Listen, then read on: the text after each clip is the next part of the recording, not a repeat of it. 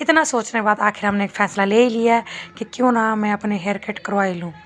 आपको पता ही है मेरे हेयर कैसे हैं, बिल्कुल ही ड्राई है, कर्ली है और बहुत ही छोटे हैं और मैंने कभी कट भी नहीं करवाती हूँ।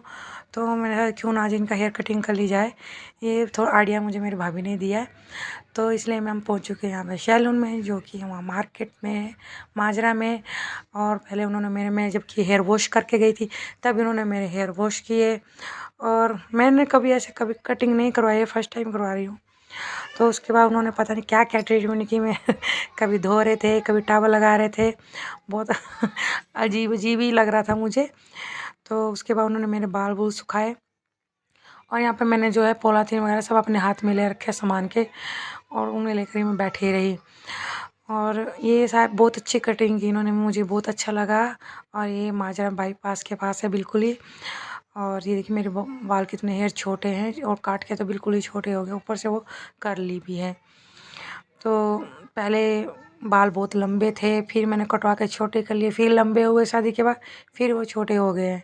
और ये देखिए कैसे कैसे करके बाल टेढ़े मेढ़े मुंह बना रही थी मैं।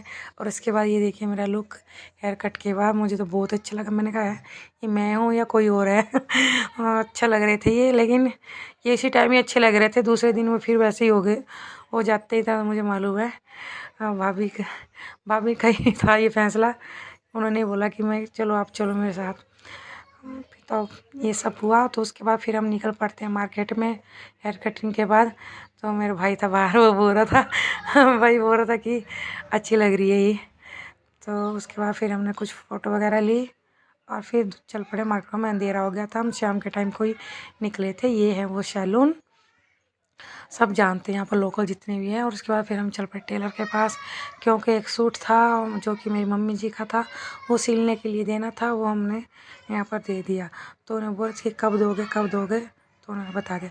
फिर उसके बाद हम निकल पड़े थे एक गवर्नमेंट शॉप पे, वहाँ पे मैंने बेटे के लिए लो लेनी थी, जो कि वहाँ पे मुझे मिली नहीं। फिर वहाँ से भी निकला, उसके निकलने के बाद फिर हम बैंगल स्टोर पे गए।